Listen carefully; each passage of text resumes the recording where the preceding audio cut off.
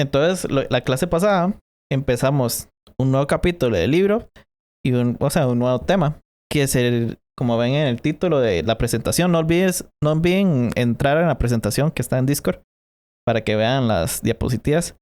Y empezamos el tema de cómo se relaciona el sufrimiento con nuestra ocupación eterna.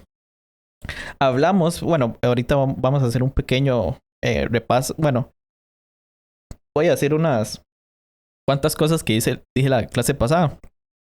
Pero en fin, hablamos como la cuestión de soportar el sufrimiento, de seguir con todo, de aguantar, de resistir, porque una vez que resistimos todo este dolor, todo este sufrimiento, esto nos prepara para poder reinar con Cristo. Y hablamos un poco de qué es lo que significa reinar y cómo hay que resistir, digamos, el pecado, cómo es la batalla con la mente, cómo hay que aguantar en la colina, como si fuera el rey de la colina, que algunos tal vez hayan jugado. Yo no lo jugué, pero tal vez hayan jugado el rey de la colina, que hay que todo el mundo quiere empujarte para que caigas. Eso es resistir, porque a Adán y Eva nacieron para gobernar, tenían que gobernar los seres del mar, del cielo, de la tierra. Pero ellos no resistieron contra Satanás y Satanás se les dio el poder de gobernar la tierra. De hecho, Jesús dice que Satanás es el príncipe de este mundo.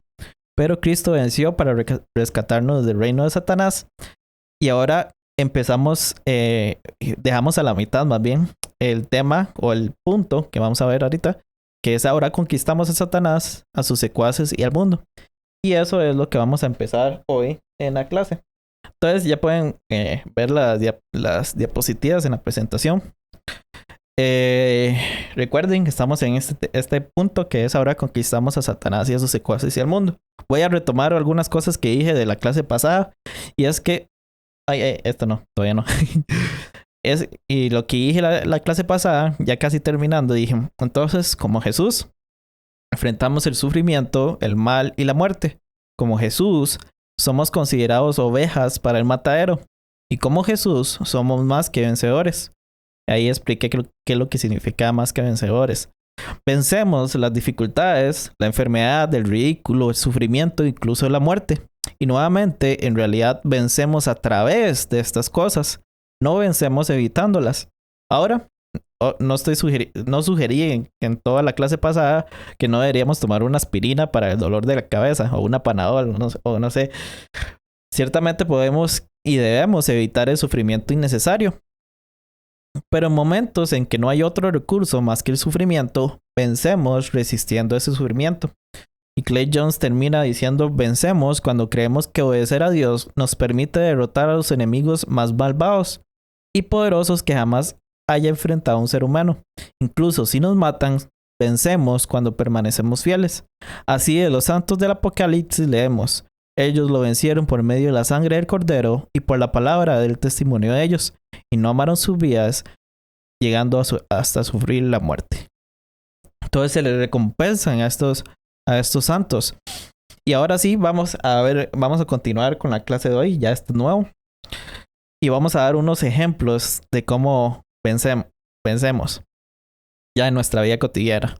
Cuando un hombre les dice a sus compañeros de trabajo que no puede ver una película porque es inmoral, aunque lo llamen santurrón, conquista. Y esto también para las mujeres. Nada más son ejemplos también. Mujer, los ejemplos, si los ejemplos de mujeres, a los hombres también les sirve. Y viceversa. Cuando una pareja cumple fielmente su compromiso con el ministerio de la iglesia, reunión tras reunión, sin reconocimiento, conquistan.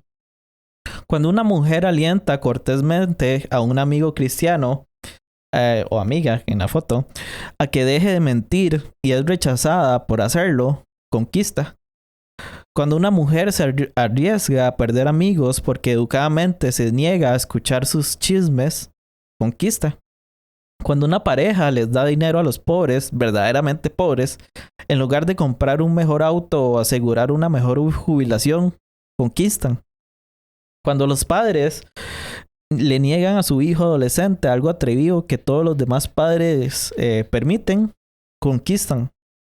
Cuando una mujer sigue siendo amable con un marido poco amable, obviamente hay ciertos límites, pero ya cuando son cosas que verdad se pueden arreglar y la mujer soporta amablemente, conquista.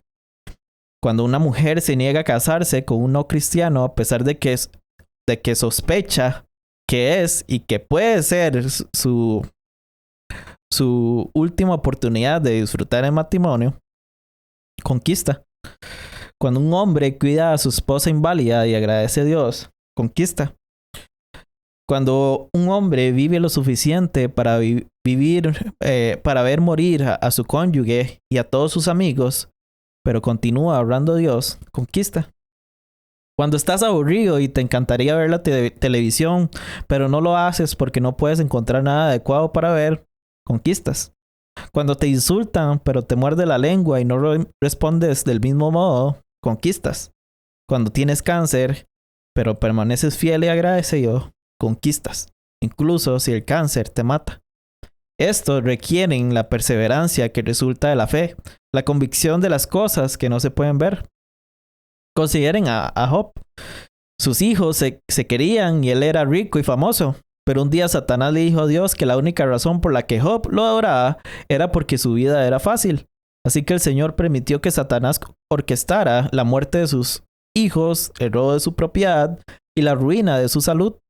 Entonces la esposa de Job le dijo: ¿aún conservas tu integridad? Maldice a Dios y muérete. Ese fue un momento de toda malvada, bueno, todo falta de apoyo. ¿Y qué fue lo único que tuvo que hacer Job para humillar a Satanás frente al Creador y sus ángeles? Pues continuar honrando a Dios. Mientras Job soportó pacientemente el sufrimiento y el mal, humilló a Satanás en los lugares celestiales. Y así es con nosotros. Cuando las cosas van mal y seguimos honrando a Dios, conquistamos. Por el contrario, no vencemos cuando recurrimos a chismes, mentiras, quejas, fantasías sexuales, drogas y otras formas de desobediencia. Resistir, vencer, conquistar y finalmente reinar sucede cuando honramos a Dios a través de cualquier dificultad que se nos presente. Como dijo Thomas de Kempis, quien mejor sabe sufrir gozará de mayor paz, porque es conquistador de sí mismo, dueño del mundo, amigo de Cristo y heredero del cielo. Y ahora vamos a contar una experiencia de Clint Jones. Es mucho texto, entonces no lo voy a poner en las diapositivas, pero se los voy a contar, así que póngame bien, mucha atención. Y voy a hablar en primera persona, como si fuera él.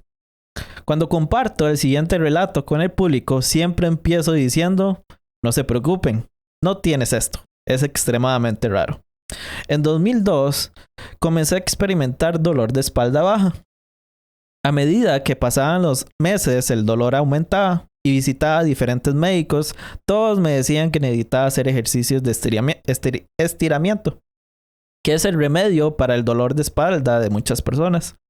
Eventualmente vi a un cirujano ortopédico y él tomó algunas radiografías y luego me dijo que fuera a ver a un fisioterapeuta. Pero el dolor siguió empeorando y se volvió tan severo que ya no podía dormir en mi cama del piso de arriba con Jin Yi, que es la esposa. Esto fue muy triste para mí. Realmente tampoco podía dormir en el piso de abajo, pero al menos no estaba despertando a Jin Yi. Llegué al punto en que tenía un dolor constante y siempre estaba exhausto. Una vez me quedé dormido en autopista y el grito de Jin me despertó y ella condujo a partir de ese momento. Finalmente decidí hacerme una tomografía computarizada, o algunos lo conocen como TAC. Pero nuestra póliza de salud tenía un deducible de $5,000. Esperé hasta el 2 de enero porque no quería pagar el deducible 2 veces. Eso fue un viernes. Y el siguiente lunes por la mañana, 5 de enero, recibí una llamada telefónica al cirujano ortopédico, no su enfermera, no un asistente. El propio médico estaba hablando por teléfono y yo sabía, por supuesto, que eso no podía ser una buena noticia. El médico nos dijo, y Jin-Yi estaba escuchando en otra línea, que tenía una masa en la columna y que necesitaba ver a un especialista lejos de donde vivíamos. Discutí con él que debía haber un médico que pudiera ver cerca de donde vivía, pero me dejó claro que necesitaba ver a este oncólogo ortopédico en particular, que resultó ser el director del programa de tumores musculoesqueléticos en el hospital de Cedars Sinai. Después de colgar, entré en la oficina de la casa de Jin y con lágrimas corriendo por nuestros rostros, agradecí a Dios por lo que me había permitido y oramos por mi sanidad. En ese momento supe que habíamos derrotado a Satanás en los lugares celestiales. Que supiéramos que habíamos derrotado a Satanás no significa que no hubiera muchas más lágrimas. Las hubo. La mayoría de ellas en respuesta a la posibilidad de que dejara a Jin. Y cuando comenzó el torbellino, rápidamente vi al especialista, quien ordenó una biopsia, que dolió, por cierto. Después de que se hizo la biopsia, esperamos escuchar el resultado. Finalmente, unos días después, mi ortopedista oncólogo me dijo que el diagnóstico de la biopsia era que yo tenía un tipo de cáncer muy grave que él trataría primero con quimioterapia y luego, después de unos 6 meses, si el tumor se cogía, podría optar por operar. Pero dijo que pensó que la biopsia podría estar equivocada y que necesitaba ver las diapositivas él mismo. Nos quedamos atónitos y después de colgar, Jin y yo nos encontramos en el pasillo, de nuevo con lágrimas corriendo por nuestros rostros. Nos tomamos de la mano y dirigí una oración de agradecimiento a Dios. Y de nuevo supe que habíamos derrotado a Satanás en los lugares celestiales. Siempre hago hincapié en las lágrimas que corren por nuestros rostros porque eso es real. Ser fieles a Dios no significa que no derramaremos lágrimas mientras seamos fieles. Elegí enérgicamente agradecer a Dios independientemente de mi futuro en esta tierra, y eso me trajo una sensación de victoria en medio de las dificultades, en medio de un gran dolor emocional y físico que sirvió como ancla para nuestras vidas tormentosas. Nuestra reacción fue posible porque con años de anticipación había decidido no quejarme sino honrar a Dios sin importar lo que pasara. Una vez más, permítame enfatizar que este conocimiento no detuvo las lágrimas. La idea de dejar a Jin sola fue terriblemente triste para mí y para ella, y sabía que la Biblia no garantizaba que me recuperaría de este cáncer. Pero también sentí una sensación de triunfo. Un par de semanas después del diagnóstico tuve una cirugía de 6 horas y media porque mi cirujano pensó que la biopsia podría estar equivocada. Él estaba en lo correcto. Resultó que la biopsia estaba equivocada. En realidad, tenía una forma de cáncer comparativamente leve. La gente suele reírse cuando les digo que fue entonces cuando supe que hay una diferencia entre un hospital comunitario y un hospital universitario. Pero algunos, y ya lo digo yo, pero algunos se opondrán a que demos esto como un ejemplo de ser un conquistador. Y primero, ya pueden ver la diapositiva. Este no es el tipo de conquista de los Navy SEALs. Si usted no sabe que no es Navy SEALs, nada más piense que es Call of Duty. Pero de la vida real. Y es cierto que los Navy SEALs son hombres duros. Pero no se equivoquen. A menos que estos hombres también conozcan a Cristo, esto es todo lo que son. Hombres duros. Para conquistar en el ámbito espiritual necesitan ser mucho más. Consideren que incluso las mujeres cristianas soportaron torturas prolongadas, y eso lo vimos, creo que, no sé si la clase pasada o antepasada, en el Coliseo por Cristo. Por ejemplo, las jóvenes madres Perpetua y Felicitas, habiendo ambas amamantado recientemente a sus hijos, voluntariamente porque ellas podrían haber ofrecido incienso a César, se enfrentaron a las fieras en el Coliseo romano. Vencer espiritualmente no está relacionado con la destreza física o los recursos financieros. Y el tetrapléjico, o la persona que no se puede mover en nada, no puede mover ni las manos ni los pies, solo la cabeza. Esta persona que es cristiana, que lucha por controlar sus pensamientos y su lengua, puede conquistar diariamente mayores obstáculos que el soldado físicamente más capaz de un tiroteo. Tu mayor desafío como cristiano es aprender a reinar en tu cerebro. En segundo lugar, algunos pueden objetar que esta charla sobre reinar es demasiado arrogante. Después de todo, nosotros como cristianos estamos llamados a ser humildes. Pero como escribió C.S. Lewis, si pueden ver en pantalla, retroceder... Ay, no puse una comilla ahí. Retroceder ante el plan no es humildad, es pereza y cobardía. Someterse a él no es vanidad ni megalomanía, es obediencia. Tercero, otros podrían objetar que la expectativa de que podamos enfrentar persecución puede llevar a los cristianos a convertirse en buenos tapetes. No sé cómo se dice en otros países, tal vez una alfombrilla, o donde la gente pisa para secarse los pies al entrar a la casa. Pero nada podría estar más lejos de la verdad. Un tapete no representa nada. El cristiano no es un pusilánime. Y pueden ver la definición ahí, que no tiene valor para empezar a enfrentar los desafíos o los peligros del día a día, ¿verdad? El cristiano no es un pusilánime. Clay Jones no era un pusilánime. Más bien, aquellos que dan paso al mal son los pusilánimes. Y finalmente, aquellos desalentados por los pecados habituales en sus vidas pueden pensar que vencer es imposible. Pero Clay Jones dice que ha seguido a Cristo desde 1969 y ha visto suficiente de su obra en su vida para saber que él puede complementar su obra y lo hará. Por supuesto, algunos cristianos, como el ladrón en la cruz, no tendrán muchas oportunidades de conquistar el mal aquí. Pero podemos estar seguros que dado el tiempo, ciertamente tendremos oportunidades de conquistar. Y esto sucede, como dice Juan, porque todo lo que es nacido de Dios vence al mundo. Y esta es la victoria que ha vencido el mundo, nuestra fe. En otras palabras, aquellos que están verdaderamente en Cristo son nacidos de nuevo por el Espíritu de Dios. Entonces es su naturaleza vencer.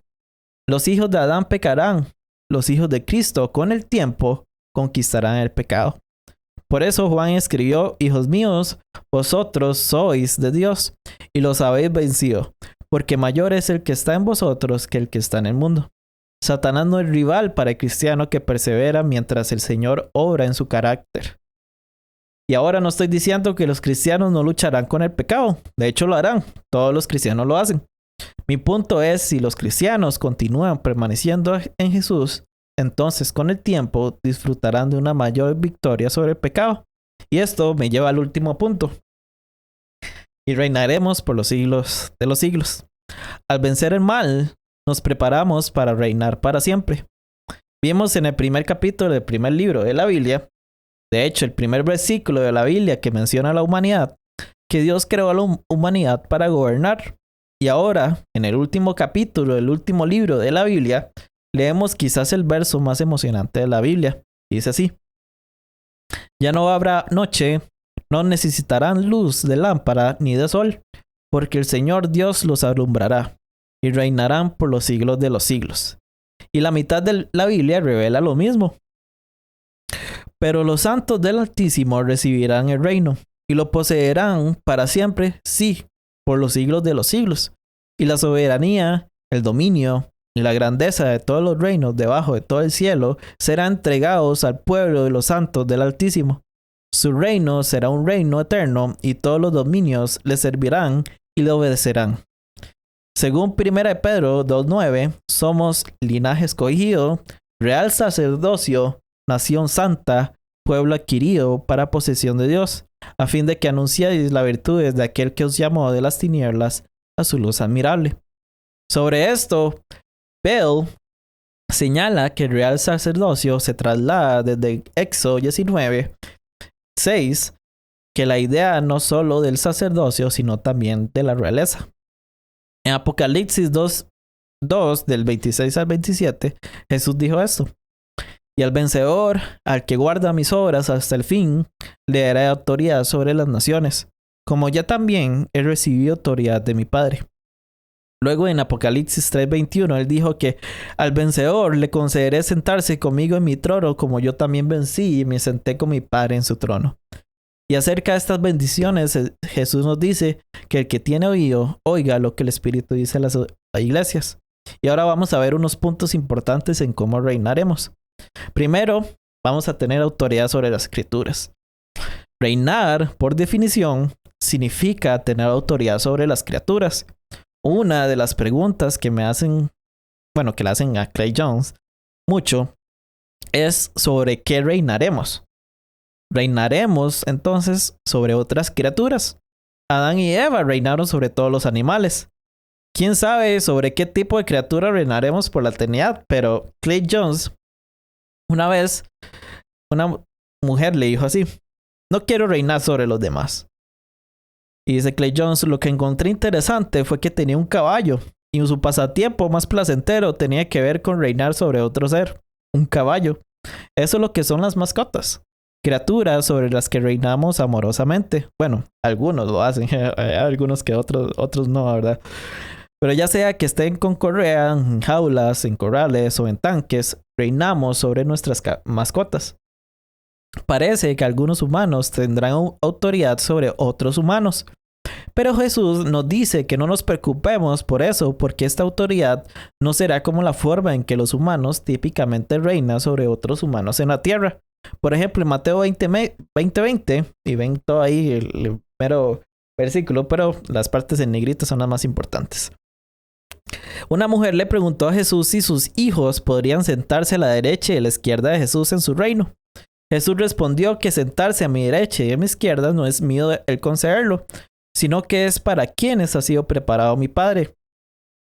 Leemos que los otros discípulos estaban indignados contra los dos hermanos, pero Jesús los convocó y les dijo en los versículos 25 y 26: sabéis que los gobernantes de los gentiles se enseñorean de ellos, y que los grandes ejercen autoridad sobre ellos. No ha de ser así entre vosotros, sino que el que quiera entre vosotros llegar a ser grande, será vuestro servidor. En otras palabras, aparentemente habrá una jerarquía celestial, pero debemos darnos cuenta de que los que tienen autoridad son humildes en su trato con los demás. ¿A dónde que? Ya me perdí. Bueno, que va a haber una jerarquía celestial, pero debemos darnos cuenta de que los que tienen autoridad son humildes en su trato con los demás, y los que ahora son siervos son los que más tarde serán grandes en el reino de Dios. Adán y Eva iban a reinar sobre todas las criaturas del aire, de la tierra, del mar, y no hay nada que nos diga que no reinaremos sobre criaturas similares. Bell otra vez escribe que los santos tendrán una comunión tan íntima con Dios que no solo tomarán su nombre, sino que también se asociarán con su trono, a tal grado que se dice que reinarán por los siglos de los siglos. Bell comenta que es probable que la nueva creación tome algún tipo de forma material y contengan criaturas para gobernar. E incluso si no hay animales para gobernar, es probable que el pueblo de Dios gobierne sobre los santos ángeles, ya que los ángeles fueron incluidos en la creación sobre la cual Adán iba a reinar. Cristo cumple el papel del último Adán para en parte gobernar. En solidaridad corporativa con su pueblo, la eterna nueva creación que incluye a los santos ángeles, que existen también meramente para ser siervos de los redimidos, pero los creyentes exaltados son diferentes del primer Adán, que mientras que Dios solo lo comisionó para gobernar, ahora Dios promete que su pueblo ciertamente reinará sin fin. En Apocalipsis 21, del 5 al 7, vencedor se usa por última vez. Y el que está sentado en el trono dijo: he aquí yo hago nuevas todas las cosas. Y añadió: escribe, porque estas palabras son fieles y verdaderas. También me dijo: hecho está, yo soy el alfa y el omega, el principio y el fin. Al que tiene sed, yo le daré gratuitamente la fuente del agua de la vida. El vencedor heredará estas cosas, y yo seré su Dios, y él será mi hijo. Pero hay mucho más que esto. Pablo escribe en 1 Corintios 6, del 1 a 3, y esto ya lo hemos visto muchas veces, que no solo juzgaremos al mundo, sino que también juzgaremos a los ángeles. Entonces, el plan de Dios para el cristiano no es solo juzgar a los seres terrenales, sino también a los seres celestiales. Y esto lleva al otro punto. Por supuesto, surge la pregunta: ¿por qué los santos de Dios estarían calificados para juzgar al mundo e incluso a los ángeles? Y pues tal vez sea porque aquellos que poseen menos evidencias del poder y la bondad de Dios pero aún así lo honran, están en posición de juzgar a aquellos que tenían más evidencia del poder y la bondad de Dios, pero que se negaron a honrarlo. Este principio se encuentra en Mateo 12, donde los fariseos y los escribas le pidieron a Jesús más pruebas de que él era quien decía ser. Y esto es lo que dijo Jesús, lo que respondió. Una generación perversa y adúltera demanda señal, y ninguna señal se le dará, sino la señal de Jonás el profeta. Porque como estuvo Jonás en el vientre del monstruo marino 3 días y 3 noches, así estará el Hijo del Hombre 3 días y 3 noches en el corazón de la tierra. Los hombres de Nínive se levantarán con esta generación en el juicio y la condenarán, porque ellos se arrepintieron con la predicación de Jonás, y mirad, algo más grande que Jonás está aquí. Así que el punto es simple. Aquellos que vieron a Jesús realmente enseñando y sanando a los enfermos tenían mucho más evidencia de que él era quien dijo que era, que los ninivitas de que Jonás era un profeta. Y aún así los ninivitas se arrepintieron. Así que por lo tanto los ninivitas están calificados para juzgar a aquellos que justifican elegir el mal debido a su percepción de falta de evidencia. Asimismo, Jesús en el versículo 42 dice que la reina del sur se levantará con esta generación en el juicio y la condenará, porque ella vino desde los confines de la tierra para oír la sabiduría de Salomón. Y mirad, algo más grande que Salomón está aquí. Así que esta reina, en lo profundo de África, había oído que había un hombre sabio llamado Salomón que conocía al Señor. Viajó cientos de millas para buscar su sabiduría. Por el contrario, aquellos que estaban de pie en la presencia de Jesús, el obrador de milagros, no admitirían la verdad de quién era él. Así la reina del sur estaba calificada para condenar a esa generación. Así que de manera similar, los ángeles que se rebelaron contra Dios serán juzgados legítimamente por los humanos que obedecieron a Dios, porque tenían mucho menos evidencia de la bondad y el poder de Dios que los ángeles. Pablo escribió en Efesios 3, del 10 al 11, que los seres celestiales están aprendiendo de nosotros. Dice así: el fin de todo esto es que la sabiduría de Dios en toda su diversidad se dé a conocer ahora, por medio de la iglesia, a los poderes y autoridades en las regiones celestiales, conforme a su eterno propósito realizado en Cristo Jesús nuestro Señor. Quizás la justificación de Satanás para sí mismo y sus secuaces ha sido que no tenían suficiente evidencia de la bondad de Dios, o de su poder, o de ambos, pero los humanos tenían aún menos evidencia que los ángeles. Aquellos humanos que han elegido a honrar a Dios, entonces están justificados para ser jueces del mundo y ángeles. Y el último punto creo que es el último punto. Vamos a gobernar ciudades. En Lucas 19:17 Jesús dijo que los que son fieles en las cosas pequeñas de esta vida se harán cargo de las ciudades.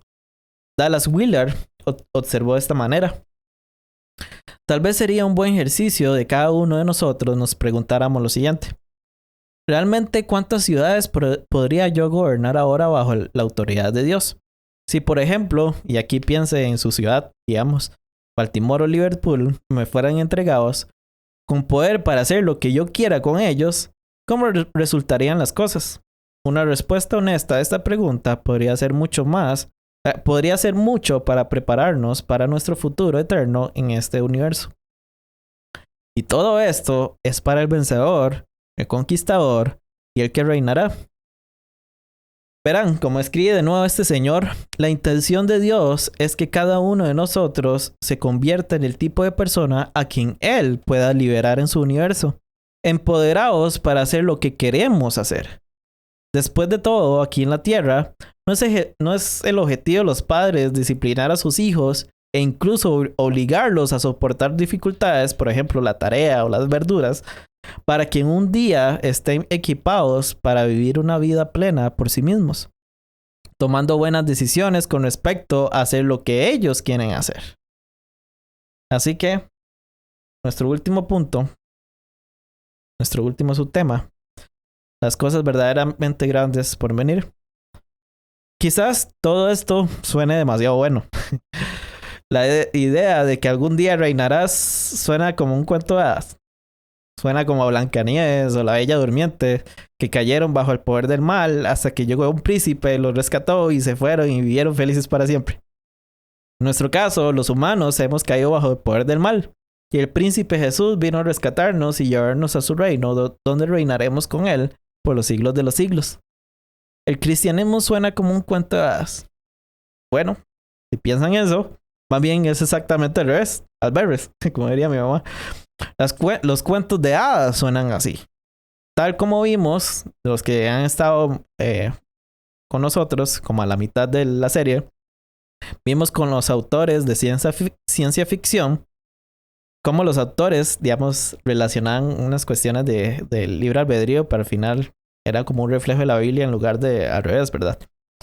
Los actores de cuentos de hadas no hacen más que hacer ese eco de la gran metanarrativa.